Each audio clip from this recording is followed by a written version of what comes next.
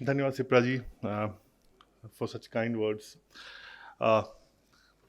ये मेरे लिए बहुत ही गौरव की बात है कि इतने बड़े मंच पे मुझे अवसर मिला बात करने का। इसके लिए बहुत बहुत धन्यवाद।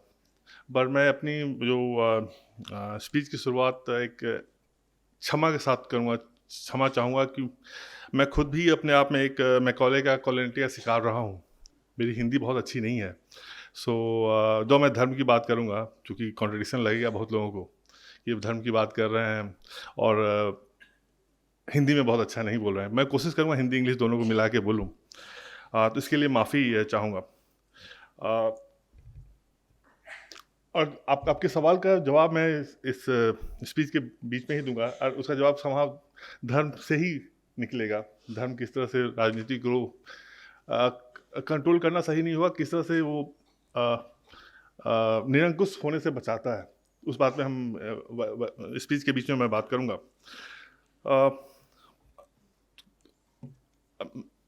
कमिंग टू द ये तो मेरी कॉलोनी की बात हो गई। मेरा अपना जो मैकॉले का मेरे पे जो असर है कि मेरी हिंदी बहुत अच्छी नहीं है। अब थोड़ा लोगों की भी बात कर लें तो आज मैं सुबह जब एयरपोर्ट पे, दिल्ली एयरपोर्ट पे था यहाँ आने के लिए, तो मेरे हाथ में मेरी पुस्तक थी। एक जेंटलमैन जो कि मेरे ही प्रोफेशन से हैं, जर्नलिज्म में है, वो अचानक मिल गए और उन्होंने देखते ही बोला भारत राइजिंग। पर भारत क्यों, वाई नॉट इंडिया? मुझे लगा यह अच्छा सवाल है, बट मुझे सरप्राइज भी लगा कि ये सवाल आज़ादी के 70 साल बाद भी हमें पूछना पड़ रहा है कि why Bharat, why not India. इस भाषण के शुरू में ही मैं ये बात जरूर कहना चाहूँगा। I will confess that I have nothing against the term call India. In the Indic tradition, हमारे इंडिक ट्रेडिशन में जितने हजारों विचार एक साथ रह सकते हैं और एक साथ वो फल फूल सकते हैं, तो idea of India can also survive and exist and thrive. But मेरी बेसिक प्रॉब्लम इंडिया से ये है कि people who believe in the idea of India, जिन्हें लगता है, जो इस आइडिया ऑफ इंडिया पे विश्वास करते हैं, और ये एक बहुत बड़ी पुस्तक, बहुत फेमस पुस्तक थी सुनील खिलनानी की, द आइडिया ऑफ इंडिया। उसके बाद से एक फैशन बन गया था इस टर्म को यूज़ करने का। उसमें we are made to believe, हमें ये समझाने की कोशिश की जाती है कि भारत जो है, जो आज हम देख रहे हैं, ये may be fight against British colonialism का प्रोडक्ट है। हमने अंग्रेजों से लड़ाई की, उसके बाद ये भारत बना। ये कॉन्स्टिट्यूशन का प्रोडक्ट है, ये गांधी का प्रोडक्ट है, ये नेहरूइज्म का प्रोडक्ट है। एक इस तरह का एक मैसेज आता है, वेरी सटल मैसेज। आप खिलानी साहब की जब आप पुस्तक पढ़ेंगे तो वहाँ भी आपको मिलेगा। यू आर टोल्ड दैट ये नहीं होता तो शायद ये भारत नहीं होता। 545 स्टेट का, प्रिंसली स्टेट्स का हमें बारे में बता दिया जाता है उसी लाइन में, उसी। बट समहाउ जो जानकारी है, वो जो आइडिया ऑफ इंडिया का जो बेसिक इंफॉर्मेशन है, वो समहाउ अधूरा लगता है। क्योंकि आप देखें, आज़ादी के समय 1947 में दो खंड भाग, 2 land masses got separated for India, जो बाद में पाकिस्तान और बांग्लादेश बना। सेम कल्चर था, यहीं से निकला। वहाँ भी ब्रिटिश कॉलोनियल का सेम इम्पैक्ट था। इनफैक्ट मैं संजीव सान्याल जी से कुछ समय पहले मिला था, 1-2 वीक पहले, तो उन्होंने मुझे बोला किस तरह से एक्चुअली ईस्ट बंगाल, जो आज बांग्लादेश है, वहाँ जो इंडिपेंडेंस मूवमेंट था, वो इवन मोर विगरस था compare to the West Bengal जो हमारे पास है। लेकिन आज अब जब पाकिस्तान को देखें या फिर बांग्लादेश को देखें, तो आपको वो कम्प्लीटली एक फेल्ड स्टेट से ज़्यादा वो कुछ लगेगा नहीं। पाकिस्तान में डेमोक्रेसी का आपने देख ही लिया, क्या मजाक उड़ रहा है। वहाँ पता ही नहीं कि वोट के बाद किसी सरकार बनी, कौन है, कौन प्राइम मिनिस्टर बन सकता है। माइनॉरिटीज़ की वहाँ बहुत बुरी हाल है। हिंदूज जो कि वहाँ अच्छे नंबर्स में थे, आज दे बिलो 2%, 2% से नीचे आ चुके हैं। वुमेन की स्थिति ख़राब है। बांग्लादेश भी बहुत ख़राब है। इनफैक्ट बांग्लादेश में एक वन ऑफ द वहाँ के अपने इंटेलेक्चुअल जो कि ढाका यूनिवर्सिटी में पढ़ाते हैं, उनका रिसर्च, उनका सर्वे बताता है, उनका नाम अब्दुल बरकत है। उन्होंने बताता है कि minorities in Bangladesh have just 30 years, 30 साल ही उनके पास है, उसके बाद माइनॉरिटीज़ वहाँ रहेंगी नहीं। और ये आज सुनने में शायद हमें आश्चर्य लगे कि नहीं यार, क्या क्या बोल रहे हैं आप। बट मैंने कुछ लोगों से, अभी जो इलेक्शन हुई थी बांग्लादेश में, तो वहाँ उसमें मैंने जो लोग कवर कर रहे थे, हमारे लोग गए, जो लार्जली इम्पार्शल हैं, जिनका झुकाव बहुत नहीं है किसी एक तरफ, उनका भी ये कहना था कि Hindu population in Bangladesh today is looking at Sheikh Hasina. Sheikh Hasina यदि वहाँ से चली जाती हैं, हो सकता है देयर विल बी एक्सोडस, एक अचानक बहुत बड़े संख्या में लोग वहाँ, हिंदू माइनॉरिटी वहाँ छोड़ के भागे, एक ऐसी स्थिति बन गई है। सो फिर ऐसा क्या हुआ कि बांग्लादेश और पाकिस्तान में, जो कि इसी भूभाग से निकला, हमारे साथ संयुक्त रूप में वहाँ भी इंडिपेंडेंस की लड़ाई हमने की, स्वाधीनता की लड़ाई में हम साथ साथ थे। ऐसा क्या हो गया कि वहाँ डेमोक्रेसी नहीं पनप पाया, वहाँ माइनॉरिटीज़ सेफ नहीं फील करते हैं, वहाँ वुमेन की स्थिति अच्छी नहीं है। That's where the idea of Bharat comes into the picture. Now when you see it idea of Bharat, it automatically आपको it connects you with your civilisational roots. ये आपको सीधा आपके जो सिविलाइजेशन, जो आपका जड़ है, वहाँ लेके जाता है, और आपको ये बताता है कि टुडे यू आर लिबरल। आज आप लिबरल हैं तो इसीलिए है कि आप हिंदू हैं, आप इसीलिए लिबरल नहीं है कि आपका कॉन्स्टिट्यूशन, यस कॉन्स्टिट्यूशन हैज इस रोल। प्रफुल्ल जी ने बहुत अच्छे से बताया अपने स्पीच में, दिन में था मैं उनके साथ, इट हैज इस role, but constitution itself exist, आज यहाँ एग्जिस्ट कर रहा है और पाकिस्तान और बांग्लादेश में नहीं कर रहा है सेकुलर कॉन्स्टिट्यूशन। ये अपने आप में एक प्रमाण है कि जो यहाँ की जो पॉपुलेशन है, जो हिंदू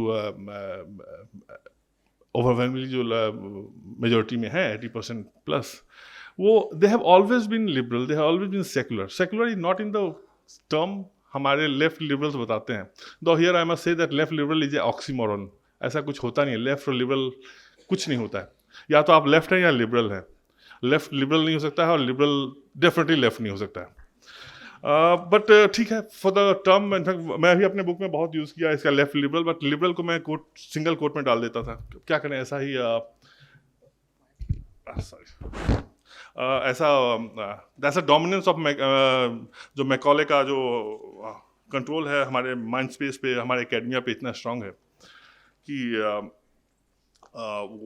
वो ऐसा चल रहा है। सो जब हम भारत के आइडिया ऑफ भारत देखते हैं, तो समहाउ हमें लगता है कि हमें वो आंसर मिलते हैं जो आंसर आइडिया ऑफ इंडिया से नहीं मिलते हैं। वो आंसर मिलता है जब हमें बताते हैं कि we have been like this for millenniums.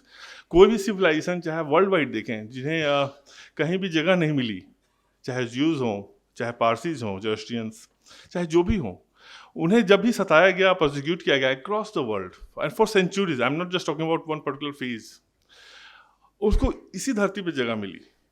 और कभी भी उन्हें ये नहीं बोला गया कि आप अपने जो फेथ सिस्टम है, अपने बिलीफ सिस्टम है, आप उसको चेंज करें, आप इस तरह से रहें, इस तरह के कपड़े पहने। They had their life style, they lived and they were extreme minority. आजकल एक माइनॉरिटी का कॉन्सेप्ट हमारे यहाँ चल गया है। Minority means just one particular section of population, section of people who are 15%. Real minorities are who? Real minorities are Jains, Sikhs, Jews, Parsis. Parsis आप देखिए, hardly 1,000 में बच्चे हैं मुंबई में, and they are thriving, they are doing exceedingly well in their life and for the country. और कभी भी उन पे अटैक नहीं हुआ। सो ये खैर, ये अपने आप में डिफरेंट डिबेट है, मैं भड़क जाऊंगा उधर जाऊंगा तो। सो बेसिकली जब मैं आइडिया ऑफ भारत पे जाता हूँ, तो मुझे उस सारे सवालों का जवाब मिलता है जो मुझे आइडिया ऑफ इंडिया से नहीं मिलता है। और यही सेम जो बात है, जब मैं एक्सटर्नल अफेयर्स मिनिस्टर हमारे हैं एस जयशंकर, उनकी पुस्तक कभी आई है वाई भारत मैटर्स, उस पर उन्होंने लिखा है, और मैं उनको कोट कर रहा हूँ, with each passing day it is becoming clear that India matters because it is Bharat. So this is why Bharat matters, and this is why we need to understand that why Bharat is important.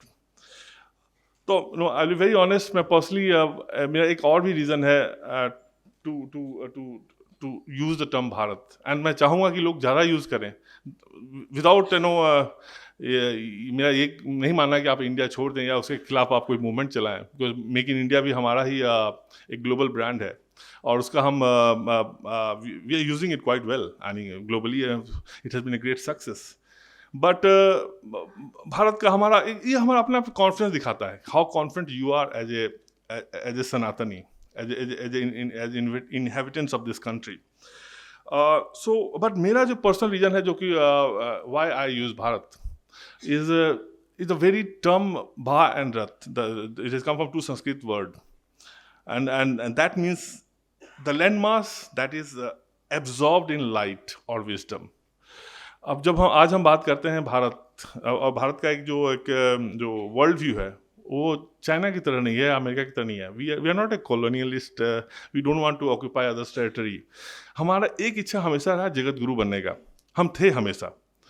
और ये जो हम usage करते हैं भारत का, absorbed in light और wisdom, एकदम सटीक बैठता है भारत की डेफिनेशन को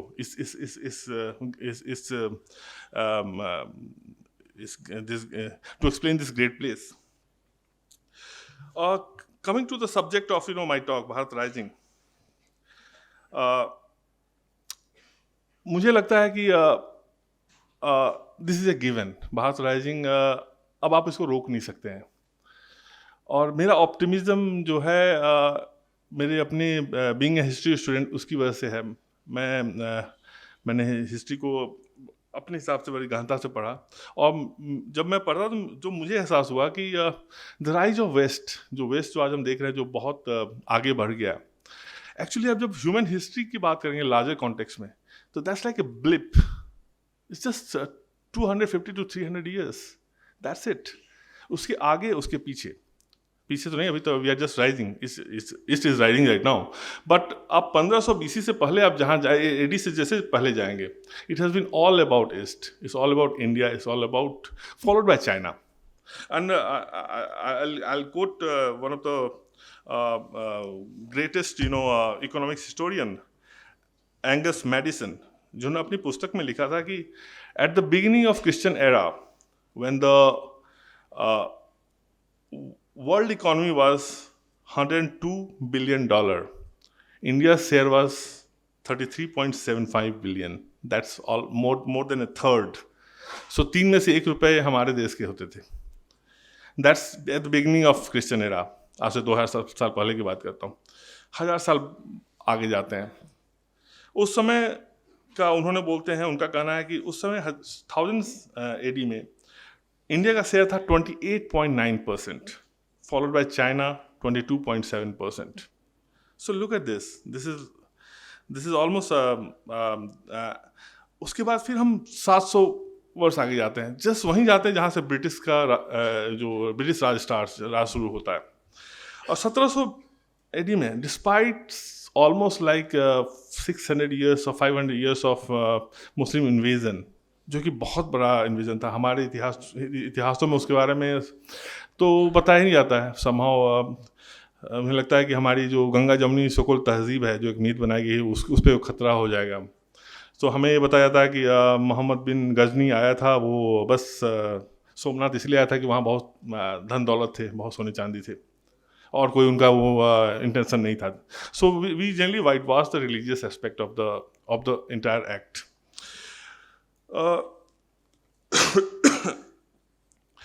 तो I'm sorry, I missed the link here. So there have been tendency where हम अपने जो इतिहास है, उस इतिहास को नहीं देखते हैं कि 700 साल में 1000 से लेके 1700 साल तक किस तरह से हमारे पे एक के बाद एक अटैक हुआ. बहुत ही ब्रूटल अटैक थे. One of the most violent attacks in human history. I'm forgetting the name of one historian, Western historian. He said that Muslim era was one of the most bloodiest episodes in human history. लेकिन हमारे text book में नहीं बताया था. इस पर मैं बाद में आऊँगा अपने स्पीच के लास्ट पोर्शन में. बट डिस्पाइट दैट, इन सब के बावजूद भी 1700 में हमारा जो शेयर था वर्ल्ड में, we are 24.5%, followed by China 22.3%. उसके बाद ऐसा क्या हुआ 1700 से लेके 1770 तक में, with in 70 to 80 years, suddenly we collapsed as an economy, we collapsed as a civilization. Suddenly हमें एक सिविलाइजेशनल फोर्स की जरूरत पड़ी फ्रॉम वेस्ट, जो आया और हमें समहाउ सिविलाइज किया, कोट एंड कोट. एक एग्जांपल है, मैं ईस्टर्न पार्ट ऑफ इंडिया से आता हूँ. बंगाल जो था, Bengal historically had been the most prosperous region in this country across the world actually. I won't be wrong to say. वहाँ की जो ज़मीन है इतनी फर्टाइल है, और सबसे रिच हुआ करता था हिस्टोरिकली. 1757 में बैटल ऑफ प्लासी होती है, and 1770 when Warren Hastings was the Governor General of this country, Bengal had some of the worst famines in the country. 13 साल के अंदर उस जगह फेमिन आई, जो कि सबसे अपने आप में प्रॉस्परस रीजन था इस देश का. सो इस बीच में कुछ हुआ, उस पे हम और वो ब्रिटिश का जो एक पॉलिसी था. ब्रिटिश ने क्या किया, पहली बार अनलाइक मुस्लिम इन्वेडर्स का एक अपना पर्टिकुलर वे ऑफ अटैक था. They were mostly centred in the urban areas. Urban area में रहते थे, गैरिसन रहते थे. They used to attack and come back. When British came, they completely changed because they were hungry for a lot of money resources. I mean, 45 trillion bond they have siphoned off from this country. So there was complete, they know how to do that. उसके अलावा उन्होंने क्या किया, उन्होंने पूरे village system को, पहली बार ऐसा हुआ कि पूरे विलेज सिस्टम को उन्होंने डिस्ट्रॉय किया. और विलेज सिस्टम में क्या होता है कि हमारे यहाँ जो, वही मैं धर्मा पे आऊँगा बाद में, हमारे यहाँ एक स्ट्रॉन्ग स्टेट हमेशा रहा है, एंड स्ट्रॉन्ग सोसाइटी भी साथ साथ थी. और ये पॉसिबल, और ये वेस्टर्न राइटर्स को कभी समझ में नहीं आया कि ऐसा कैसे हो सकता है कि एक साथ एक स्ट्रॉन्ग स्टेट हो और स्ट्रॉन्ग सोसाइटी भी हो. इनफैक्ट फ्रांसिस फुकुयामा ने अपनी बुक में लिखा था the origins of political order, and उसमें उन्होंने अगेन दूसरी बार उन्होंने गलती की. उन्होंने इससे पहले एक गलती की थी जहां उन्होंने कहा था कि the end of history, and he said that now after the collapse of USSR, उन्होंने कहा था कि इसके बाद नाउ इस एंड ऑफ हिस्ट्री, बिकॉज अब जो एक तरह की आइडियोलॉजी धारा में जाएगी, वो कैपिटलिस्ट आइडियोलॉजी है, जो कि गलत हुई, बाद में साबित हुई. और यहाँ भी उनका ये कहना था कि India has always had a weak state and a strong society. उन्हें समझ ये समझ नहीं आया कि वीक स्टेट क्या होता है. वीक स्टेट होता है, जैसे आज के समय में आप देखें, वीक स्टेट जैसे coalition government, that's a weak state. And coalition government जब होती है तो उसका जो फर्स्ट जो रिपरकशन दिखता है कि लॉ एंड ऑर्डर खराब होती है, टेरर एक्टिविटीज़ बढ़ सकती है, all the lumpen elements take advantage of it. आप बेसिकली रूल्स एंड रेगुलेशन को ठीक से आप उसको इम्प्लीमेंट नहीं करते हैं. While strong states like current now, you can call it a strong state. And I believe that 2014 till now we have a strong government at the center. And one can disagree how strong it can still be strong or not, but definitely it's a strong government. So where Francis Fukuyama got wrong was that he somehow could not understand the Indian phenomena, and that's called Indian India का जो अपना uniqueness है, वो यहाँ एक something called dharma was there. And dharma was, जब आप historically आप देखेंगे civilization, dharma was above king was not above dharma. धर्मा सबसे ऊपर है, और king was suppose to follow dharma. In fact Mahabharat में लिखा हुआ है, कोई कैटेगरी लिखा हुआ है कि यदि राजा धर्म को फॉलो ना करे तो he like a mad dog and he should be thrown away, उसे भगा देना चाहिए, उसे उसके खिलाफ रिवोल्ट करना चाहिए. ये हमारे महाभारत में लिखा हुआ है. So there was always that we had a strong state but a responsible state. Despotic state नहीं था, लाइक चाइना में जैसे है या वेस्ट में जैसे है. सो समहाउ वेस्टर्न राइटर्स को कभी समझ में नहीं आया कि धर्मा, एक्चुअली धर्मा उन्हें आज भी समझ में नहीं आता है. आज मैं बोलूँ कि भारत एक धार्मिक स्टेट है, तो सडनली एनवाईटी में आर्टिकल छप जाएगा कि India is turning authoritarian country, because उनको धर्म का मतलब उन्हें लगता है religion, which is not the case. Dharma actually is extremely untranslatable word, if that is the right word. Translate हो ही नहीं, कोई वर्ड ही नहीं है इंग्लिश में. डिफरेंट लोगों ने अपने डिफरेंट तरीके से उसको यूज़ किया है. कुछ ने उसे ड्यूटी बोला है, कोई गुडनेस बोलते हैं, कोई जस्टिस बोलते हैं, कोई रिलीजन भी बोलते हैं, कोई लॉ बोलते हैं. मुझे लगता है what I prefer using is For me, the safest interpretation of dharma is to do the right thing, both in private and a public life. And but then dharma is very complicated. आप महाभारत, हम सब ने महाभारत देखा है, and one of the most जो हमारे favourite characters में एक थे भीष्म पितामह.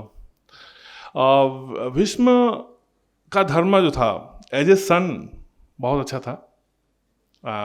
अपने पिता के कहने पे उन्होंने गद्दी छोड़ दी.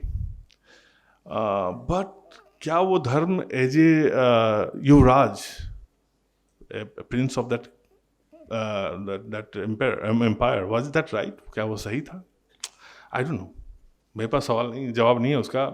बट ये क्वेश्चन डेफिनेटली होता है कि यदि वो राजा बनते तो क्या महाभारत युद्ध होता? क्या यही कारण है कि भीष्म पितामह की जो मृत्यु हुई इतनी पेनफुल हुई? हम सोच सकते हैं. यानी हमारे इंडिक ट्रेडिशन में हम बोलते हैं कि no one know the truth. Nasadiya Sutra जो ऋग्वेदा में है उसमें तो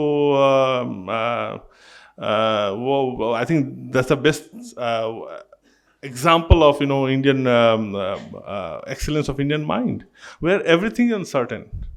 भगवान पहले आए या उत्पत्ति पहले आई, उसकी भी अनसर्टेनिटी है. हमारे ऋग्वेद में इस बात का वर्णन है. सो मुझे भी पता नहीं है, लेकिन ये क्वेश्चन जरूर सोचने की बात है कि क्या होता यदि भीष्म पितामह युवराज का धर्म अदा करते और बेटे का नहीं करते तो.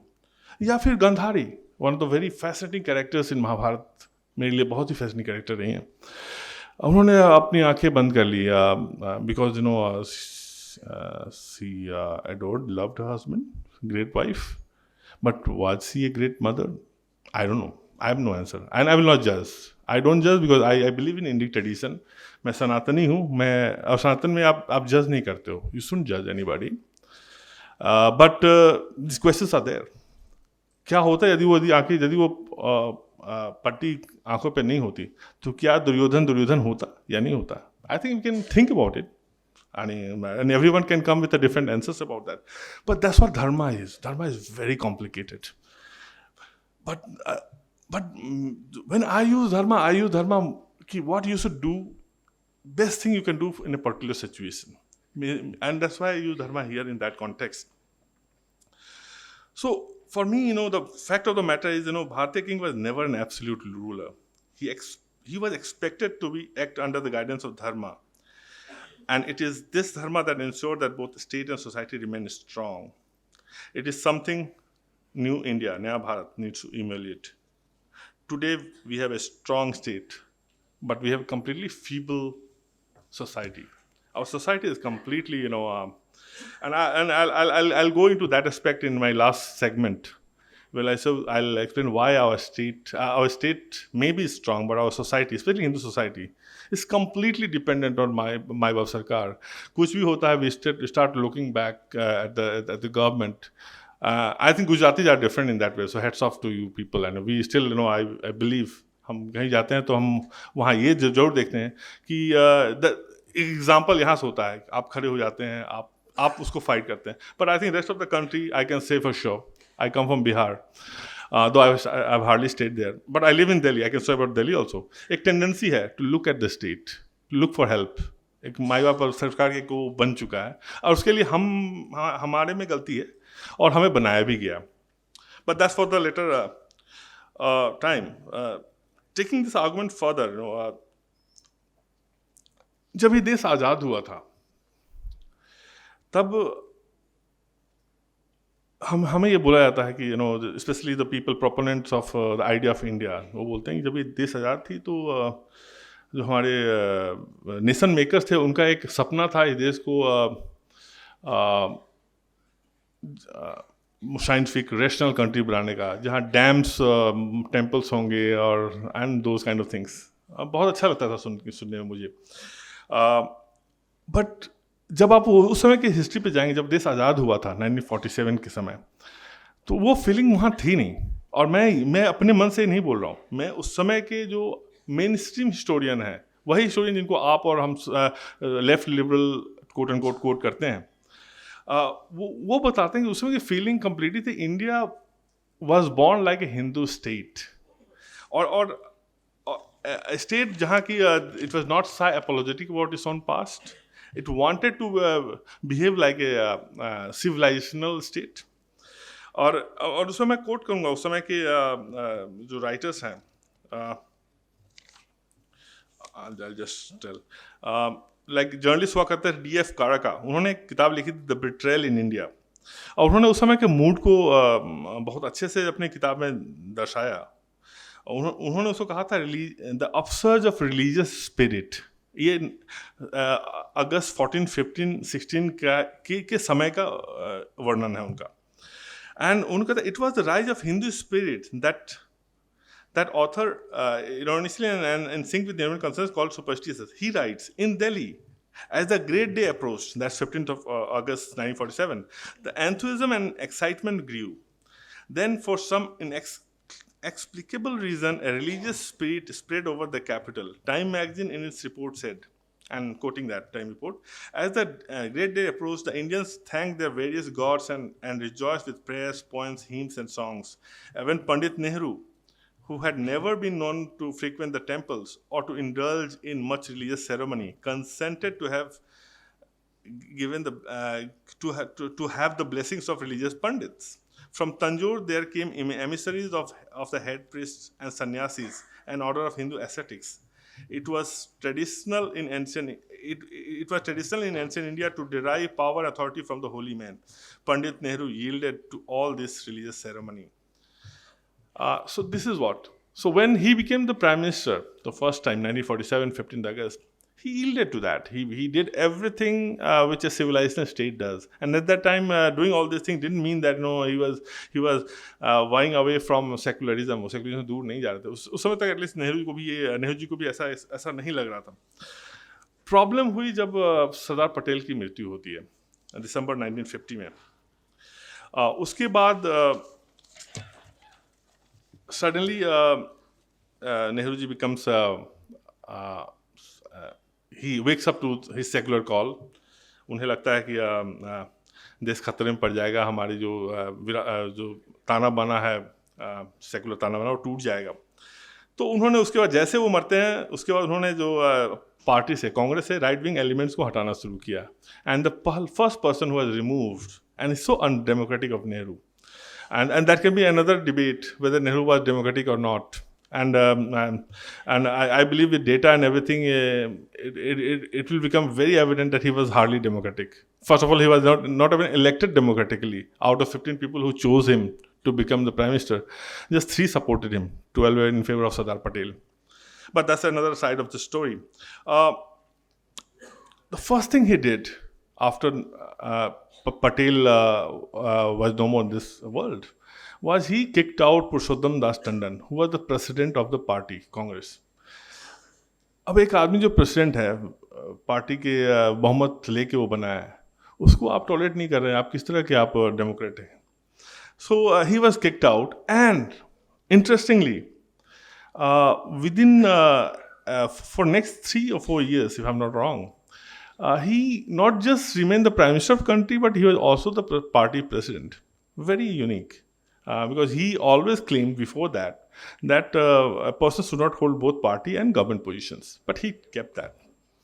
Till the time, this entire so-called Hindu elements in the party were not removed.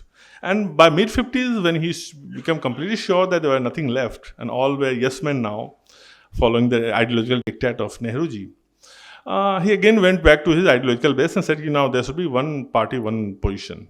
So he left the party this thing, and he became he remained the Prime Minister of the country. Now that's where, so it is not in 1947, but it's in mid 1950s that India actually started behaving like we started having distrust for Hindu iconography, Hindu symbolism, Hinduism per se. In fact, आप constitution को देखें, जो original constitution है, original constitution में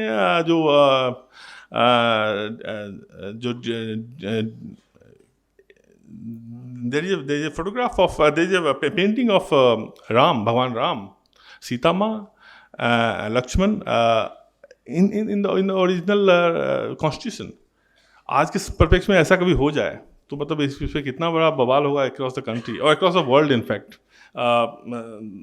वो हम सोच भी नहीं सकते हैं। I think the country will be painted dark black everywhere across the world. So be that as it is. So till that time, till mid 50s, now India completely became was kind of idealized in that way, where only one kind of ideology had the say, and that only worsened with the time. आप देखेंगे in the mid 60s बहुत लोग इंदिरा गांधी को वो दोष देते हैं for giving space to communists, especially in the educational places, including JNU.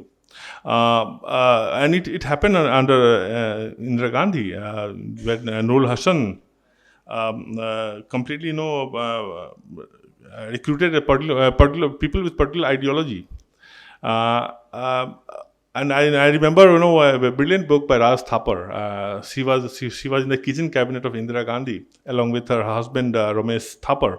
Her book is there all these years. It's a wonderful book. Unfortunately, it's no longer in the prints, but you can still find out in some of the libraries.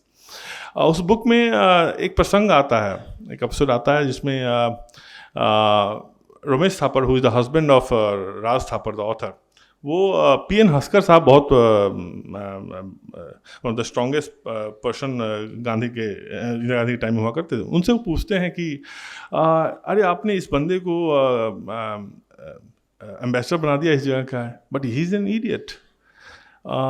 तो हंसकर हंसते हुए बोलते हैं कि yeah he is an idiot but he is also a communist. So इस तरह की ऐसा एक आइडियोलॉजिकल माहौल बन गया था जहाँ एक पर्टिकुलर आइडियोलॉजी को ही आप फिट करने लगे। बट इसकी शुरुआत जो मैं बोल रहा था, जो मेरे को आर्गुमेंट था, ये नेहरू के टाइम में ही शुरू हो गया था and it got perfected in the time of Indira Gandhi. And no wonder secularism जो कि हमारी कॉन्स्टिट्यूंट असेंबली में great debate, I think it's one of the most interesting episode in the constituent assembly. आप उस डिबेट को जो आप देखेंगे, इट्स available online also.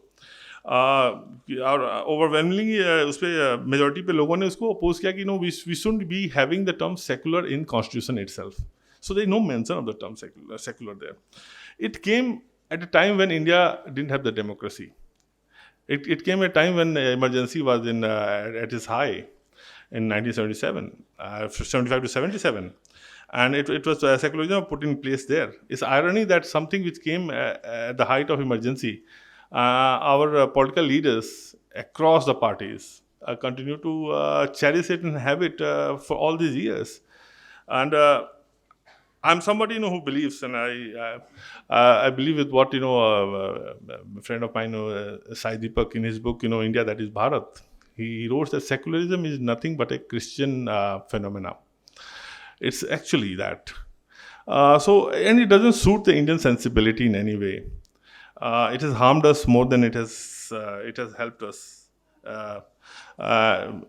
enormously. But then somehow it became so. But then that's where I think I believe that whenever something जब बहुत लो आता है किसी चीज़ में, तो वहीं से मे बी एक नया उजाला होता है। जब सबसे ज़्यादा अंधेरा होता है, लोग बोलते हैं may be at a time when हमारे प्राइम मिनिस्टर ओपनली बोलते थे कि the countries minority have the first right of nations resources. I think एक टर्न अराउंड हुआ, and the turn around happened in 2014, and the turn around was remarkable in the sense. आज हम देख रहे हैं like there are many things which happen and there is nothing wrong in, I call it Republic 2.0। ये क्योंकि जो some of the things which we have done, चाहे वो राम मंदिर का प्राण प्रतिष्ठान हो, चाहे वो टेम्पल रिनोवेशन हो, चाहे आर्टिकल 370 या फिर आर्टिकल 35A हो, yeah, even like near Parliament House ho, like it's a sign of a new country which is very confident about its own past, which is confident of itself right now, and which is confident to move ahead with pride and a lot of confidence. But last moment, was saying that Bharat is rising and Bharat will rise. There's no doubt about that. And historically, I believe, like human beings, even nations have their destiny. And I, like a Sanatani, I believe in a cyclic culture. तो हमने खराब समय देख लिया है. Now अच्छे समय आ रहे हैं, and this will come. No doubt about it. How soon it will come, it depends on us. Maybe it would come in the 1970s. Had we not taken the wrong bus, had we not chosen the wrong allies, had we not taken the wrong policies, socialistic policies. शायद 1970, 70, 80 में हम जहाँ China आज है वहाँ हम शायद हम होते और चाइना हमारी जगह होता. But definitely देर आया दुरुस्त आया. I think हम we are moving to that direction. But for that, and I believe that there are 5 things we definitely need to do if we want Bharat rising.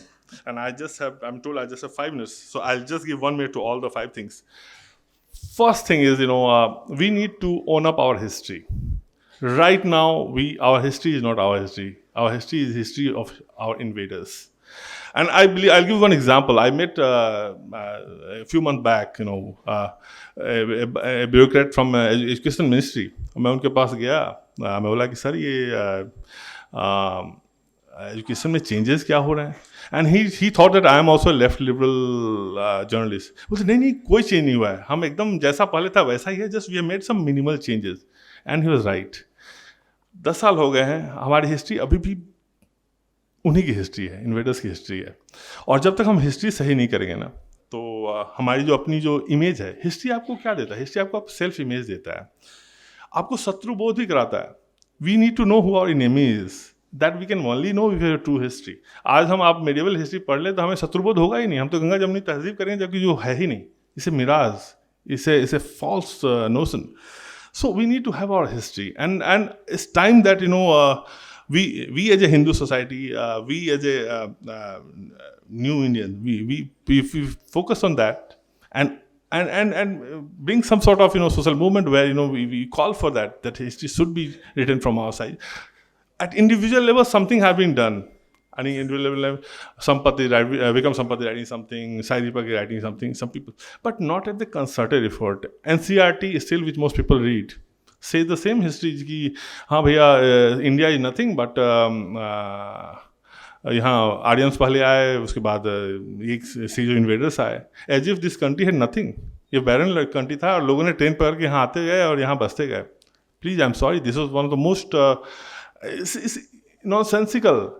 Bharat सबसे fertile place रहा है कहीं सबसे, इसीलिए हिस्टोरिकली यहाँ देखिए population सबसे ज़्यादा रहा है. अब ऐसे पॉपुलेशन आप हिस्ट्री में देखेंगे तो बोलेंगे सब बाहर से आए.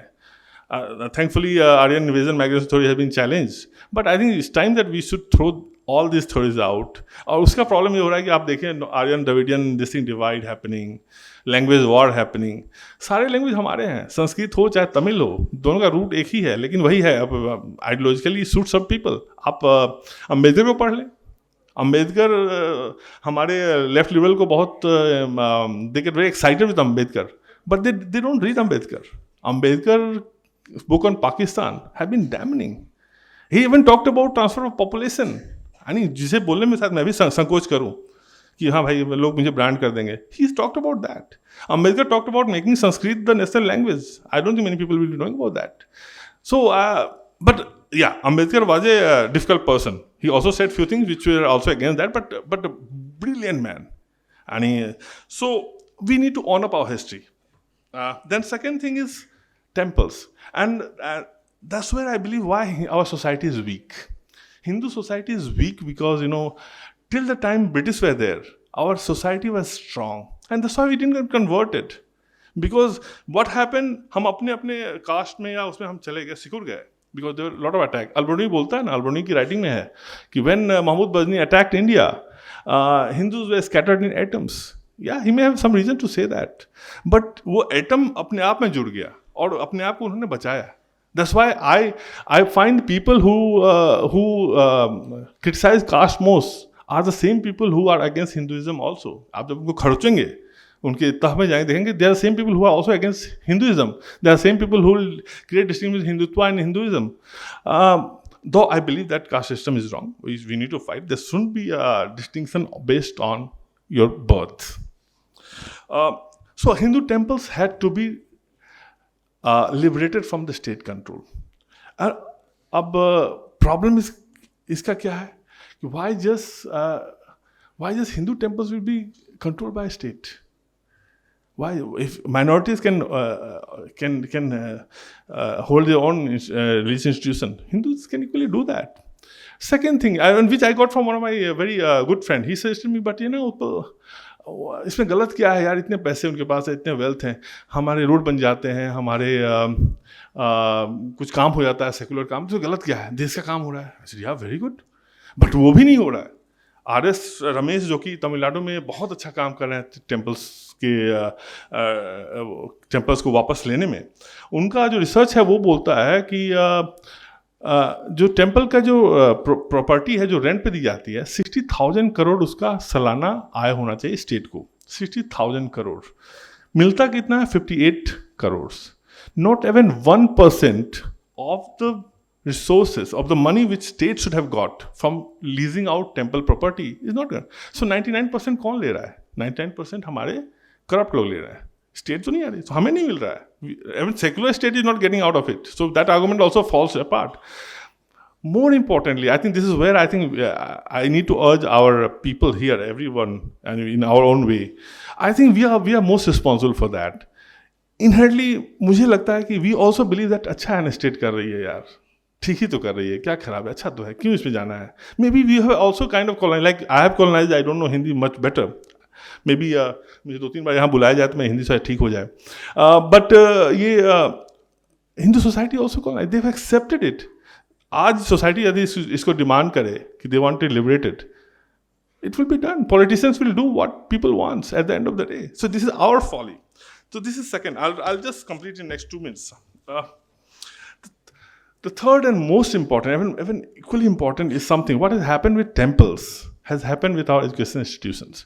Right to education.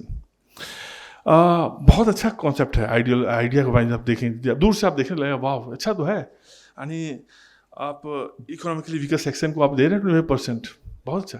बट ये आप सिर्फ हिंदू इंस्टीट्यूशन को ही क्यों करने के दे रहे हैं? Late everyone do it. अच्छा काम तो सबको करना चाहिए. बट जब आप उसके डिटेल में जाएंगे, like I have a family school, so I know what happens. So 25% बच्चों को आप पढ़ाई का दे रहे हैं, कपड़ों का दे रहे हैं, सब्सिडी दे रहे हैं. वो जो पैसा जो स्टेट आपको देना होता है ना, वो पैसा आपको कब मिलेगा आपको भी पता नहीं है. ना how will A school, Hindu school run if यदि 2 साल में या 1.5 साल में उनको पैसे मिले तो नहीं चल सकता ना. दे लिमिटेड रिसोर्सेस. अब ये तो मतलब कोई और नहीं दे सकता. सो एक डेटा बोलता है, and data I have say that last 10 years में 10,000 स्कूल्स बंद हुए हैं. और ये किसके स्कूल हैं? ये हिंदू स्कूल्स ही हैं. So it's for us to decide. हमने टेम्पल छोड़ दिया, हमने अपनी हिस्ट्री छोड़ दी, हमने अपने स्कूल्स छोड़ दिए. Now fourth thing which I believe we should definitely ask is, please get rid of this places of worship act. भगवान राम को मिल गया जगह. I think I am not somebody I want 40,000 temples home, but I believe I am a civilizational Hindu. I believe that 3 जगह तो definitely बनता है, Ram, Shiv and Krishna. And Krishna I believe Krishna is the most perfect gods हैं, जो most perfect god. I think his term should come third, but definitely he should come. And this is good for civilizational. And Ram कोई religious leader नहीं है. राम आप हमारे हैं तो राम के बारे में आप थाईलैंड में जाएं तो वहाँ भी राम मिल जाएंगे आपको. आपको कोरिया में, साउथ कोरिया में राम मिल जाएंगे, आपको जापान में राम मिल जाएंगे, आपको मुस्लिम इंडोनेशिया में भी राम मिल जाएंगे. Ram is our cultural hero. Let's not just keep it to a religious thing. In fact, religion में हमारा one of the follies of Hinduism has been that Hinduism मैं इसे यूज़ कर रहा हूँ because हमें यूज़ करना है. सनातन is the right word. और one of the follies is that कि we don't see as somebody other. ये अच्छी बात है, लेकिन इसका नुकसान भी होता है. हमारे लिए कोई अदर है ही नहीं, हमारे लिए सब एक ही हैं. Like Abrahamic religion, there is always there is other. Even Mahatma Gandhi जब वो खिलाफत मूवमेंट के जस्ट बाद उनके साथ जो एक मुस्लिम लीडर थे, उनसे पूछा गया कि गांधी के बारे में आपका क्या ख्याल है, तो उन्होंने कहा कि गांधी तो महात्मा हैं बट वो जन्नत नहीं जाएंगे. सो ये कॉन्सेप्ट है. last point is something which will threaten to make this country country into a Islamic land, and this is the Waqf Act of 1995, and some of the provisions are horrid. You know, Waqf board का आप detail देखें. This is right now the third largest land owner in this country after railways and defense. And मैं तो दिल्ली से आता हूँ भाई साहब. दिल्ली में 77% ऑफ लैंड में वक्फ क्लेम करता है, इंक्लूडिंग मैं पढ़ ही देता हूँ डिटेल, बड़ा इंटरेस्टिंग डिटेल है. High court of Delhi, central Vista, तो हमारे पार्लियामेंट भी वहीं है, सबको क्लेम कर रहे हैं. CGO complex, Jawaharlal Nehru stadium, everything. In fact even Ambani का जो घर है वो भी वक्फ बोर्ड क्लेम कर रहा है. इंटरेस्टिंग, सबसे इंटरेस्टिंग बात है, एक टेम्पल है तमिलनाडु में, वो टेम्पल 1500 साल पुराना है, उससे भी वो क्लेम कर रहे हैं. अब ये लीडर्स को पता नहीं है कि उसमें इस्लाम था ही नहीं, लेकिन हाँ क्लेम जब भाई ऐसा रूल है, ऐसा उन्होंने, और सेक्शंस है लाइक सेक्शन 4 एंड सेक्शन 40, मैं समय नहीं है, मैं डिटेल नहीं बोलूँ, उसके हिसाब से है कि वो क्लेम कर सकते हैं और आपको प्रूफ करना है. वो नहीं प्रूफ करेंगे, तो आप वो बोलेंगे भैया ये जहाँ मैं हूँ ये वक्त पर लैंड है, सो यहाँ के जो भी प्रॉपर्टी ओनर हो, they will have to prove in the court कि नहीं भैया ये. So this kind of rule जब होता है तो फिर तो प्रॉब्लम होगी. But still on this thing, I believe that Bharat is rising and no forces can really stop that, क्योंकि ये ऑलरेडी एक जो चिंगारी है वो उठ चुकी है. और मैं समाप्त करूँगा अपने लास्ट वीक में बनारस में था, अपने पुस्तक की टॉक के लिए मैं BHU में गया हुआ था, तो मैं घाट में घूम रहा था. बहुत ही अच्छा अनुभव था. मैं 10 साल पहले भी गया था, 12 साल पहले. You feel good as a Hindu, you feel good as a Sanatani, you feel better. वो तो है, सब रोड साफ सुथरा है, रोड बड़े हो गए हैं, घाट साफ सुथरे हैं. जो सबसे इंटरेस्टिंग बात मुझे उस ट्रिप में लगी, जब मैं घाट पे गया तो मैं वहाँ, मेरे एज के अधिकतर लोग मुझे वहाँ दिखे. 40 साल के थे, 30 साल के थे, 25 साल के थे, 35 साल के थे, 45 साल के थे.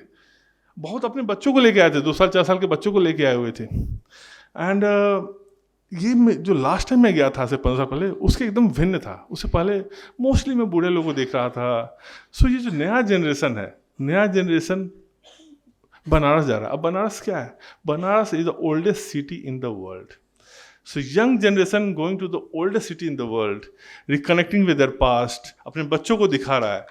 आई थिंक इससे बेहतर होप और ऑप्टिमिज्म कहाँ से आएगा? So this country is waking up and India will rise. Thank you.